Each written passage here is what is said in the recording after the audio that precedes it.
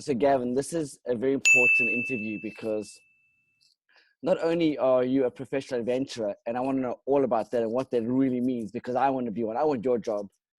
The other thing why this is special to me is because it's been about 25 years in the making. I have hunted for you. I've searched for you. I couldn't find you. Literally, I could not find you. I think I was living in Hollywood at the time when Clayton, Clayton, Yeah. uh, somehow finally he came onto social media, and I was like, dude, Brad, where have you been? Because he was anti-social media forever. And I said, where is Gavin? How do I get hold of Gavin? And then he told me, and he said, you changed your name and so forth. Because I Yeah. just couldn't find a Gavin. Um, Mm. and we spoke briefly, or at least for half an hour or something, Gavin. And I That's remember right. I was sitting in my living room in Hollywood and talking to you, and it was very surreal because it was almost like you weren't real. And now you are. Now, after 25 years, I'm talking to the man. And listen, I'm going to brag about you right now. You are one badass mother. Dude. You were always a trendsetter. I used to have my mother go buy the clothes that you were wearing. I remember you used to take me ice skating at the Colton Center. Remember you took me you go ice skating at Colton Center. Do you remember? Yes, I love ice skating. It was such a lovely time in our childhood and our growing up period. This is Gavin Sinclair, guys. He literally, and he deserves it. His title is professional adventurer. And yes, I know you're all curious just like I am. So please like this channel and subscribe to the channel and like this page because it helps us YouTube analytics. Because you're going to be thoroughly entertained and in awe of who Gavin Sinclair is and what he Gosh. does and what he's achieved. Now, Gavin, I know you're a very humble human being and sincere, but you're one badass guy. I want to hear about all the adventures, all the stories. And I want to quickly just catch up with you, just to kind of, before we go into our interview process. I want people to know how significant you were in my life. I became a fashion um, acknowledger because of you, Gavin. After you, I made sure What? that I always had the most amazing attire. I always made sure that I looked cool because of you, Gavin. And even, I think even Clayton it was also him. And you and him were very much the same. Well, at least you Yeah, guys are we were best friends. quite competitive. Yeah. Yeah. Yeah. Clayton's a competitive guy, but you seem to be the most competitive out of all of us. No, I think we all have our talents and our gifts, but they're all on par. And but Clayton was also really stylish. I mean, he inspired me as well. So there was this rivalry at a young age. Of course, if you go out as kids and you go to the cinema or you go wherever, you want to be the coolest. And it's just kid stuff. You know how it goes. Yeah, and and Clayton even became a DJ apparently, which my son is a DJ now. So my 20-year-old, he Yes. lives in Newport Beach and he's a DJ now. But Wow, man, that's Clayton was incredible. a DJ, yeah. But my son, literally, Gavin, this kid is like I'm in love with him. I would marry him if I was a chick. A chick. Well, that's wrong. But if I Yeah, was a girl, yeah. a I lady, got you. this Yes. kid is he's stunning. First of all, he's a gentleman. Second of all, and the third of all, he's just super talented. I mean, he is just a ladies' man. I mean, but he's so humble about it. Mm, He's so genuine, and it's amazing. When me and a you, gentleman.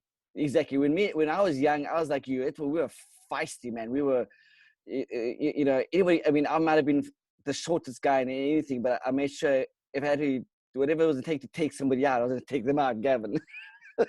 Yeah, Kev, we'll chat about your family but what I remember about you is, of course, we spent a lot of time growing up, and of course, we went to the same private boarding school, and Yeah, that's where we met, and we just clicked from day one. And you would come over on the every second weekend. You would spend quite a bit of time with my family on the weekends. more with your And family than what mine. yeah, I remember. Mm. Yeah, I stayed over at your place a few times. And what I remember about you was your voice. You've got this very specific voice, and your voice always had this sense of accomplishment, confidence, and you always stood your ground in, you knew who you were, and you had a lot of Mm. confidence, and you do have a lot of confidence.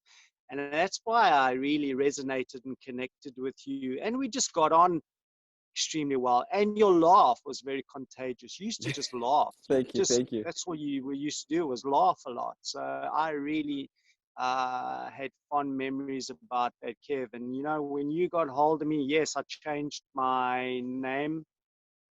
And when you connected with me, it was such a lovely experience where you took me back to those years, and those were good times. And I really cherished that friendship with you, Kevin. You're like a brother to me. I love you, man. Jeez, we had a really close relationship.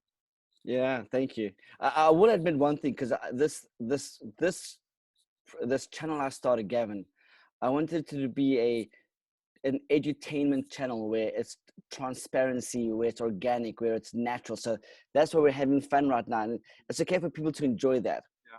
because the more they know me and the more they know you, the more they can connect with us. But I will Of be honest course. with you right now, Gavin. I'm not a follower. I'm not a follower at Yeah. all. I did follow you Yeah. though.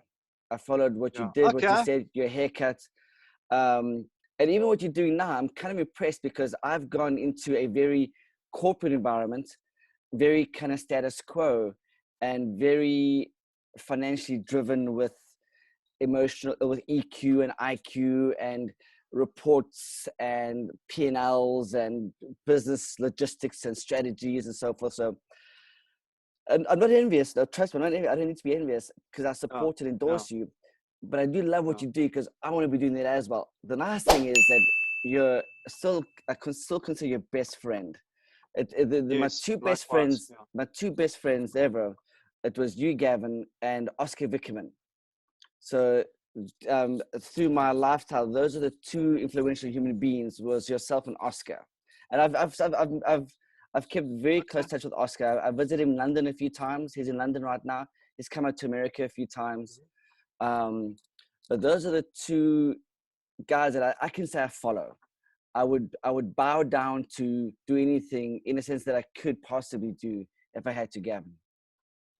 That's very kind, man. That's really lovely to hear. Listen, And this look is at you, man. You this business guru, man. Like, I've what? Where did that? I mean, I know it's always been in you. Of course, you know, yeah. we all have within us a dormancy. Um, but wow, geez, you just took off like a rocket. Gavin, I've failed more times than I've succeeded. I've literally failed at more businesses than I can count. Honestly, I have. I've really had a hard time, and until only recently. So, so it's not a very well known truth, because I don't make it that public. But 2 years ago, um, I hit rock bottom. I literally lost everything. I made a lot of bad decisions in real estate, in partnerships, in my finances, and it's very hard, especially when you have a wife and 5 children, Yeah. to take care of. Thank God my kids are very flexible. It still, it hurts my ego, it hurts my mental state, and um it got into anxiety, and I was very unstable emotionally, and um my clarity was very uncertain. So I was Of bouncing course. all over the place, and Yeah.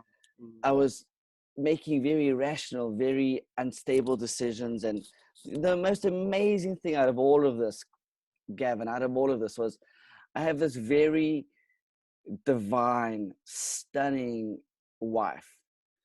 I've known her for 25 and a half years. I've been in America for 27. We've been married for 22 years. Uh, Gavin, I can tell you something. She's smarter than me. She's a better person than me. She's stronger than me. She's, even in business, she has no business experience at all. But I'll bring her a scenario. I'll bring her a concern or situation.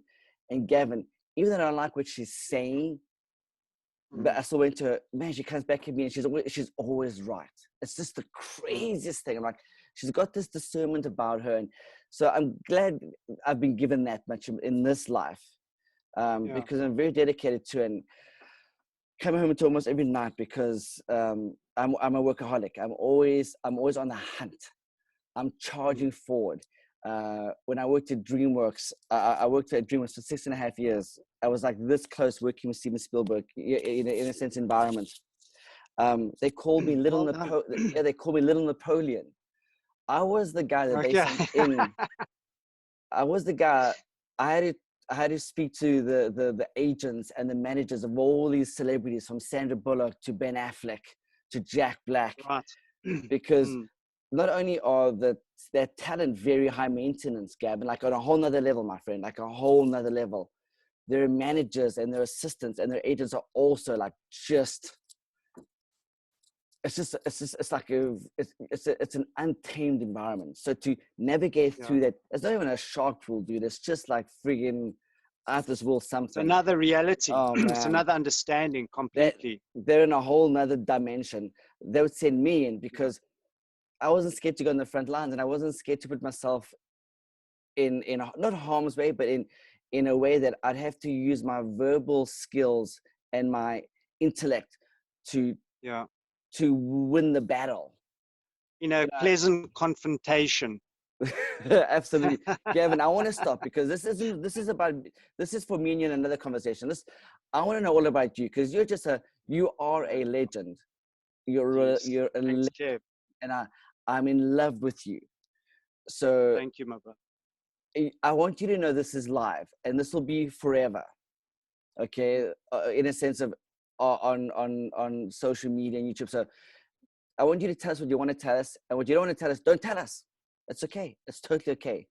But I really want to go back in time to this journey of where you came out of school, wherever it may be, and how you ended up being this professional adventure. And you know what? I started doing research. There's other guys in your field that this is actually a legitimate purpose and cause that you guys do. Um, Another guy is Holstead, or a guy in South Africa. You Yeah. know, just like you, just traveled 33 times through Africa, and I mean, it's amazing. Take me through that journey, please, Gavin. Yeah. So I think the world is starving for honesty, for realism, for the naked truth, and there's so much of duplication, uh, and everybody's saying the same things but just worded differently. And regarding this interview, um, I hope it will inspire someone or resonate with someone out there when they watch this. And I appreciate all your kind words. I love you too, Kev, and it's lovely to connect. And when I grew up, I battled with a few things. And of course, we have experiences in life like your upbringing, your demographics, where you are in a social standard or level. And my parents got divorced, and there were things that shaped me and broke me at the same time. But in order to be shaped, you need to be broken. And when one hits rock bottom is when one truly realizes one's purpose. Sometimes, not always, but it's necessary to go through these extremely hard, painful experiences, because it helps you redefine who you really are. Mm, Because in this world, there is so much yeah. role playing. You know, you go, you study, and then you become this role and you play out this role. And I respect and I honor families and successful people in no matter what it is. And I think sometimes we become a little bit disconnected by the pressures of life, is to be successful and have a family. I mean, you 5 Right. kids, is it? Right. Good Lord, well done to you. God, I can't even keep myself in check. But anyway, and so, I mean, when I was growing up, I really did not do well in school. It's not about conforming or being rebellious. It's just my genetic makeup was not sort of resonating with Mm, a system. because we all learn differently, and we all are completely unique, and we Right, all exactly. have, we are all completely gifted in a very specific way. Mm. And the schooling for me, I mean, things were great up until standard 1, and then standard 2, I failed, and Yes, everything stopped Gavin, making Gavin, sense. I will admit this to you in the world. I Mm, hated school. Even my kids know I hate school. I think it's a bunch of garbage. I think it's a complete waste of a human being's time. Majority of it, not all of it, but a majority of it. So yeah, I will tell this to you. Even my wife knows this. I hate school. yeah, I think it's just a bunch of BS. Honestly, I'm being very yeah, honest with you.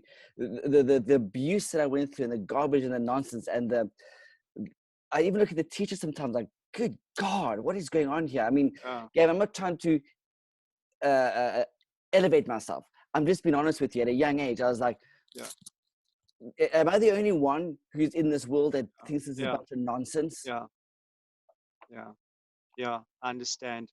Yeah, you know, Kev, the system, or a system, there's either a positive or a negative experience. And my experience is, I mean, I've, I've got ADD, and I've got a few of these lovely gifts that were given to me as a child. So they don't really work very well in a conforming system, because you can't be shaped or molded, Mm, right? And a right, system right, wants to shape you into this product.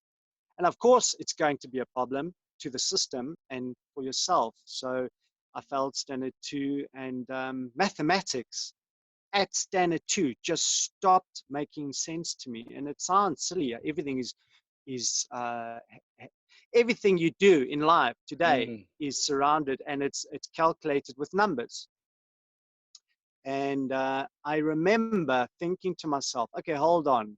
As each year goes by, the formula to these mathematical problems that we get given become harder and larger and bigger.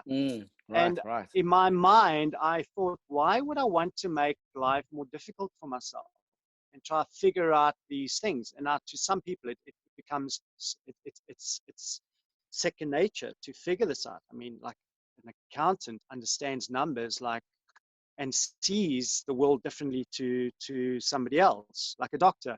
right, And I just decided at that time that I wasn't going to waste my time trying to figure out formulas, because I knew from then, from a very young age, that's not what I wanted to do. mm, And of course, you need a lot of those. You need that skill to apply for many positions in the work right. Oh business yeah, model, oh which is yeah, changing today. The disruption and the fifth cognitive revolution of the internet, it's obviously changed a hell of a lot of things and the way we do things. And of course, the future, right. the disruption of business in the next 10 years is going to be incredible. And so I had ADD, and I had a slow learning disability. But when I learned something, which I wanted to learn because I was interested in it, I really excelled at it. But all the other stuff never interested me. So I never learned, and I never completed my homework, and I never did my mathematical, um, I didn't solve Equations. the Yeah, equations every day. And I mean, I yeah, wrote the biggest garbage. And I think every time I walked up to the teacher's desk, and this, I don't know what this person must have thought, but she could obviously, or he at the time could obviously see that I just wrote numbers that made no sense. But anyway, so I had a few of those specific challenges based on the system that wasn't really working. for Um, you, but from a very for you, for me because personally, yeah, I think it works for a lot of people, but I yeah, think there's sure. also that select few that you're one of them, Gavin, that it just goes right over you because it wasn't designed for you. It Well, wasn't. I think the system, yeah, yes, I think the system is the educational system is, there's nothing wrong with it. The system, it's just outdated, and we've evolved. I Okay, I mean, love that. you're on an education system that was created in the 18 something. I don't know. Yeah, I speak of correction, but you know, we're in the 21st century and we're up to speed. I mean, we're going to be hovering in spaceships very soon and stuff. So it's completely outdated, but it's limited and it's designed for a specific purpose. And of course, I knew from a very young age that really wasn't what I wanted to do. And I never really was attracted to money. And when I got my first bicycle at the age of 5 or 4, I remember it was freedom. It was incredible. That Just and you sense were of good. You and your adventure. BMX. I remember you BMX used to. I used to watch. I used to practice. I remember that, Gavin. And your surfboards. You always had all the cool stuff. Your Yeah, mother. the surfing I didn't really get into. I bought the surfboard, but I didn't really get into that. But the BMXing I BMXing, yeah. really It was a enjoyed. silver Yeah. BMX. I remember it was a silver chrome BMX. Yeah, I had 3 of them, and I used to race as well. And I was known as the jumper. I think my whole neighborhood would come and watch me, and I'd entertain them in my Mm, driveway, and I'd build a ramp, and I'd ramp over people and bicycles and stuff. So I think I realized from a very young age I was a bit of a performer, an entertainer, yeah, with a fearless spirit. So there was something that I recognized from a very young age, is that I was fearless, but I knew my limitations, and I would always push a little bit that. So when I got my first bicycle, the feeling was something unique and different and new to me. And of course, back in those days, South Africa was quite limited to a lot of imports and products, yeah, global yeah. products. And Right. so I think the bicycles came along, and I was drawn more to the physicalness of my life.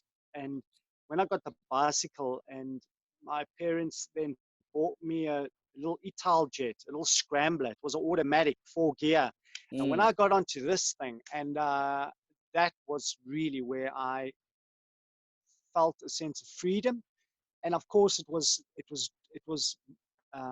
highlighted by the fact that, you know, my childhood with my mom and dad wasn't the perfect situation, right? And you know, I was dealing with a few things, and I used that as escapism. I would use my bicycle and just go out and explore and go far. Sometimes the whole day, coming back in the evenings, to get away from things. But it was because I wanted to explore and keep moving forward. And so the schooling didn't really do very well for me. And my mom took me out, put me in a private boarding school where I met you. And then, yeah. of course, I went to high school and stuff. But Kev, I mean, I remember, I can't say I was the I'm sure I was naughty in school, but it was just because I was not coping with the system, if that And now we're makes confined. I sense mean, to you. but boarding So school. rebel or naughty. I mean, I was getting Yeah, jacks every day. I was being called I up to remember the that. headmaster and And stuff. Gavin, that was prison. Boarding school was prison, buddy, for kids. That Yes, was that but was confinement. Like yeah, I don't think people understand because they haven't experienced. I was there. You were there. It was, and I've had this conversation with my brother. That was prison for children, my friend. gee, Kev, but I'm referring to when I was in a government school, primary school, before I went to boarding school where I Oh, met okay, you. But okay, I'll okay. tell you about that experience. But I remember a teacher, I was not understanding a question, or I was probably not concentrating because I've Yeah, got ADD and all these things, because those things are designed for other greatness, not sitting, staring, and sort of consuming information that you need to parrot. And it's been sort of conditioning, you know. yeah, I yeah. can only condition myself. And Right. and and I remember this teacher, just, I think she was a woman, I remember that, and her face turned red, and she came up to me, and she pulled me by my ear out of my chair onto the ground and dragged me like to the front in front of everyone. And I thought, wow, that's quite radical. Yeah, Gosh. yeah, So anyway, that was just an experience. But going back to boarding school, no, I really flourished. Kev, I loved it because I did very well, and I was captain of a lot of the sports back then. And they wanted to make me a prefect, but I left. and stuff. But for me, no, I really loved it from my side. And of course, because I was away from home, my parents went through a divorce. And I guess I've always been an individual. You can say a wolf. And I tend to always be alone most of the time. I mean, yeah, I had a lot of friends. Everybody knew me, but Right, right. I've always been Get alone. You'll very always see popular. me alone. Yeah. And then, so growing up, of course, you want to look cool, dress cool, and the peer pressure of, society and stuff. And of course, growing up as a teenager, it can be quite, it can be a very difficult situation. Like today, there's bullying and stuff, it's progressed to other Mm. levels. So, and, I want and to yeah, share, so, Gavin, I want to share something with you. So, getting into the corporate world and getting to leadership and running companies, I've run many companies for other people. I've had the hardest time running my own companies. I'm not too sure what the disconnect there is. What I have found, though, Gavin, and this does pertain to you, is uh, it's very lonely at the top. The leadership is a very unique individual skill. And again, it's a select few, and you're one of that select few. So my associates, my friends, I call them my friends, really. I've got a few of them. They're top executive orders, in a sense. That it's lonely at the top. And I think that's the leadership trait. The higher you climb that individual ladder and become wonderfully unique and purposeful, it becomes lonely. And so you experience that at a young age. You made the best of it, and yet that is actually, it's lonely at the top, Gavin. You're lonely. Even thank God I have my wife, because I can come home to her. But out in the field, Gavin, it's a mindset battlefield out there, and every day is a battle. My dad would say to me, Kevin, you're a warrior. Treat every day like a battle, so that you can win the battle, so you can win the war. And this is my dad. He was an engineer, so from a young age, every day was a battle.